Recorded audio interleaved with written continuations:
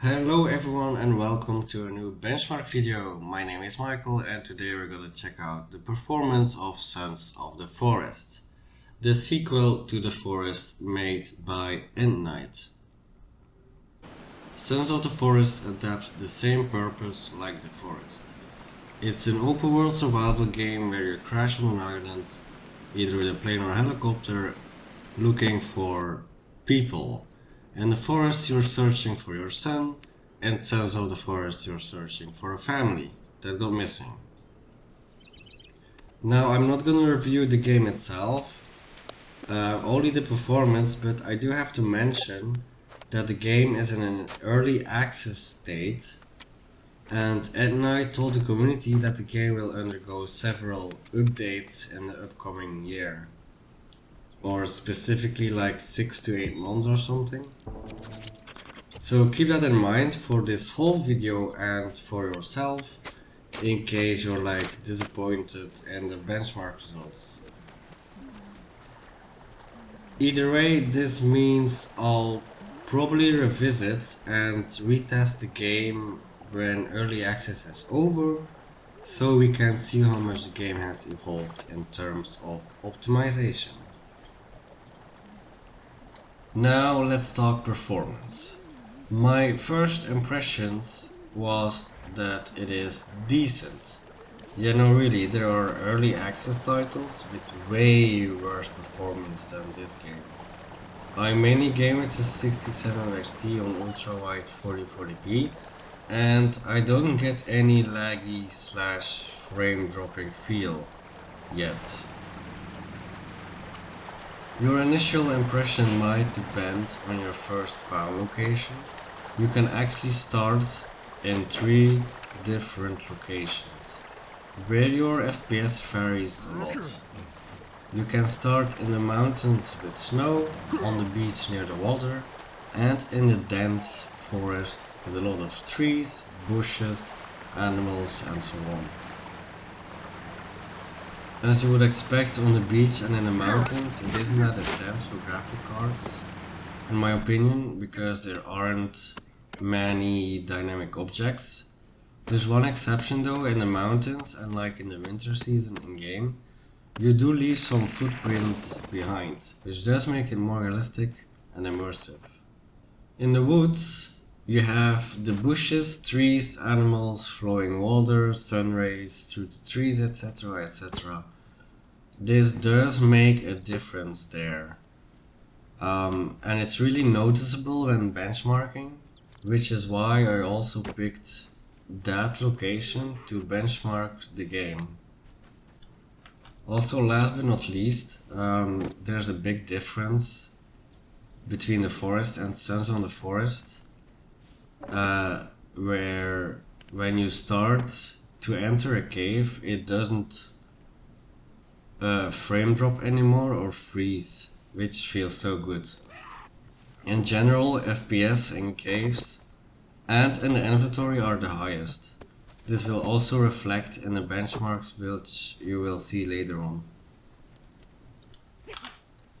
The environment / world in the game definitely improved and got several nice changes compared to the forest.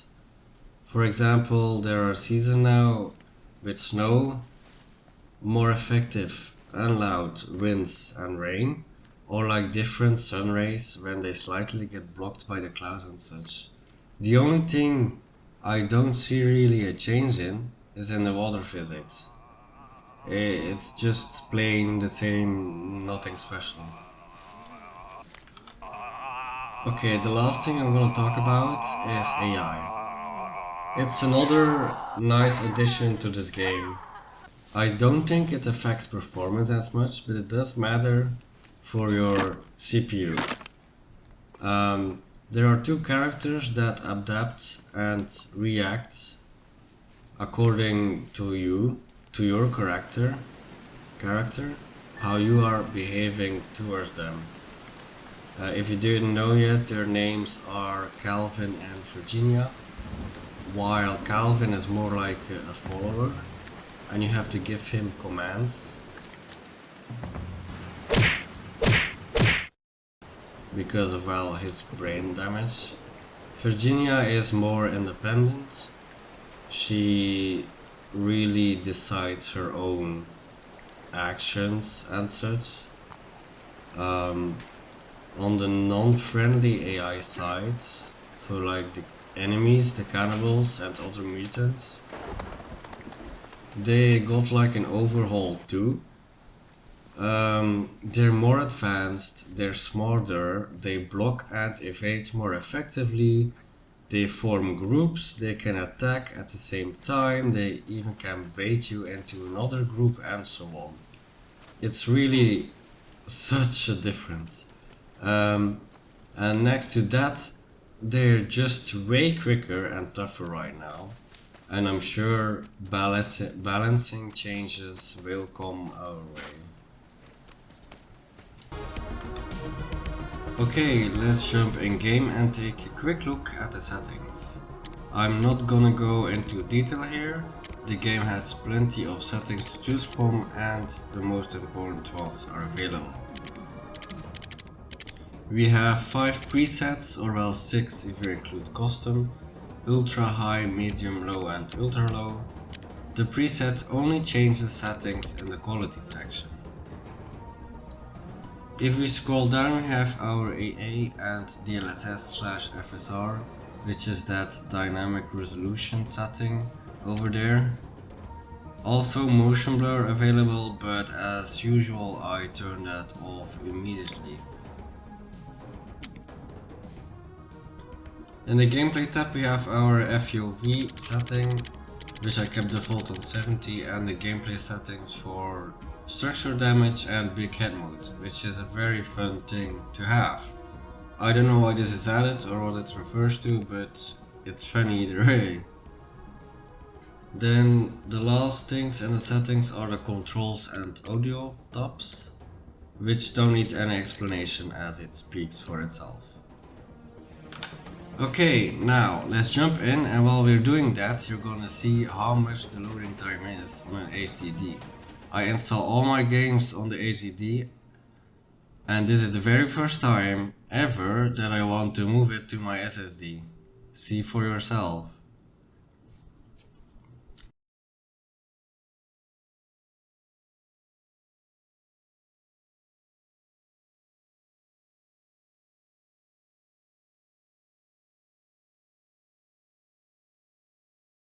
This part is sped up, by the way, like fast forwarded 200%. While we wait, here are the official system requirements for the game, and in my opinion I think they're right about preferring an SSD. I do believe the other requirements are rightful, like a good estimated choices, except for the 3GB 1060, because I noticed the game really loves VRAM.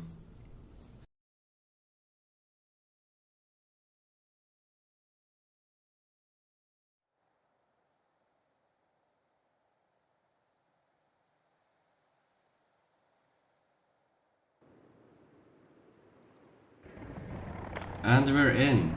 Do you realize how much I felt on release day, and it kept loading and loading?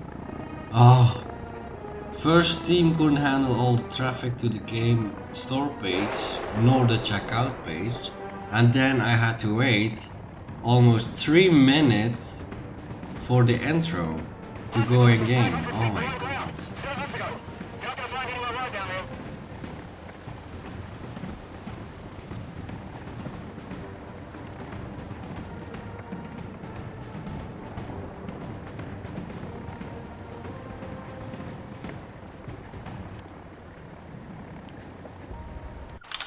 Okay, right. Let's get towards the benchmark right now.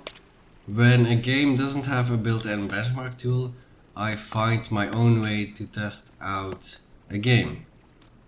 It could be anything whatsoever, but for Sons of the Forest and mostly other open world games, I choose my own path in the world and replicate that for each setup.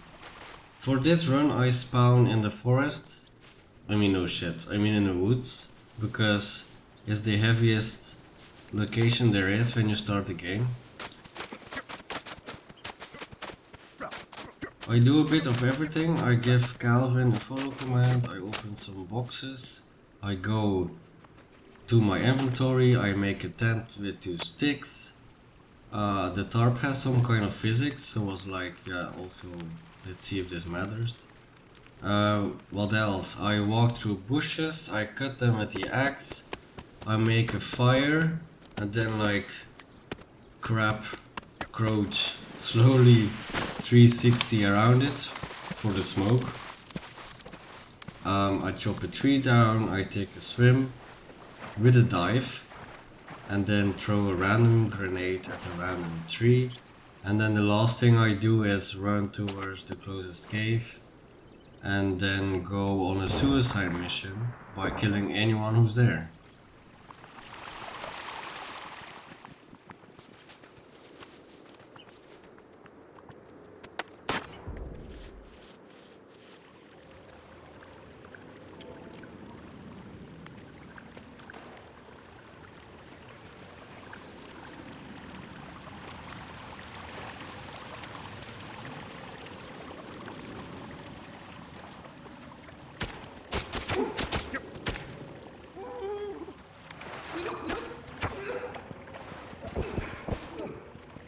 Let's go to the test setup. It's my PC I use daily for work and gaming.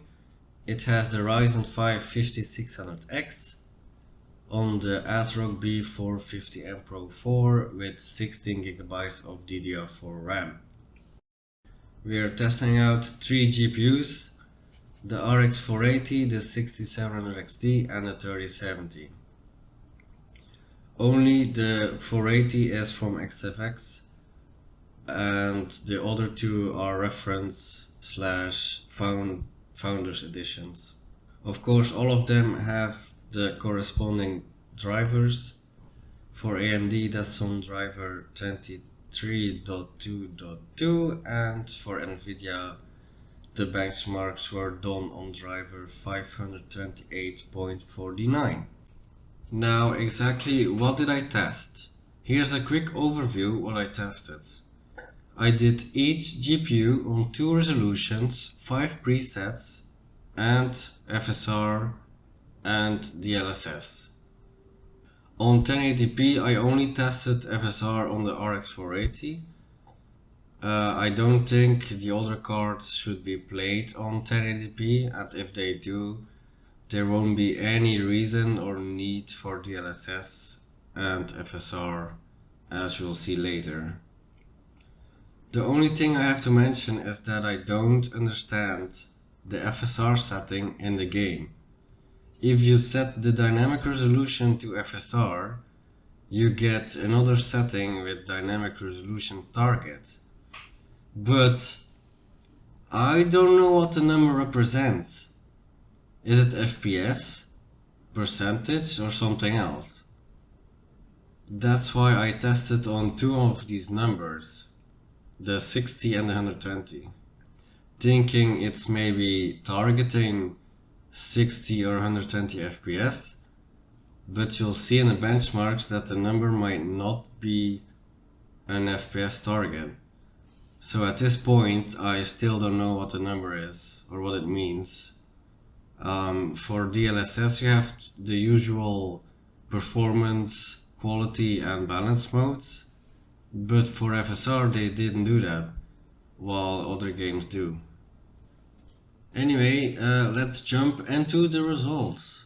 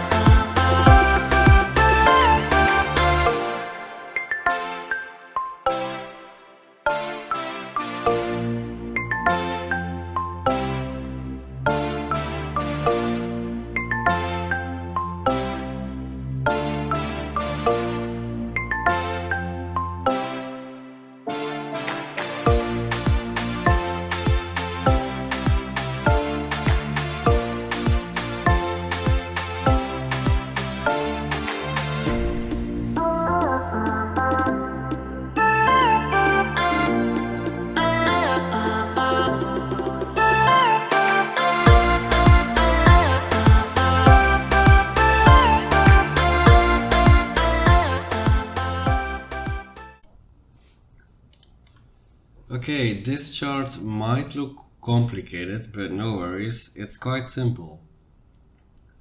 We have our three GPUs, so the 480, 6700XT and 3070.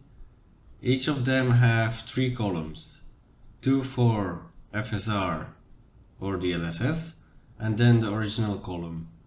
That column represents the FPS without FSR or DLSS enabled for this resolution ultrawide 4040p. So for the RX 480 you can see a clear climb when you enable FSR and set the target number higher. Same with the 6700XT, but not that much.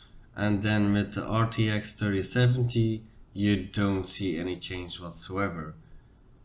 Only in max FPS, so like in caves or when you have your inventory open. I don't know why it's like our DLSS isn't working, but I've tried like 2-3 times each run and it's always the same kind of frames. They don't improve. It's really odd. I had the most problems with the RTX 3070 playing this game. I mean, it might not look like it according to the graphs, but there were really like some dirty stutters and stuff, and it was really annoying. Like even mostly on medium it could frame drop to 30 FPS or something. And yeah, I always thought like maybe Nvidia needs to release a driver or something, because there's something wrong with DLSS and the frame drops. Okay, if you look at the RX 480 on 1080p with FSR enabled, I can't complain. I mean, if you have this card, it can still reach 60 FPS on average. We're talking about a 1080p card from 5-6 years ago, and in this game I'm just impressed. That's all I can say. I mean, I'm not sure, because you also have like a 4GB version of the RX 480. It might perform a little worse, but these cards, man, what? Anyway, I'm ending the video right here. Thank you all for watching and checking it out. If anyone is interested in the same benchmark but with the Ryzen 2600, just leave a comment, and in the meanwhile leave a like and subscribe. Alright, bye!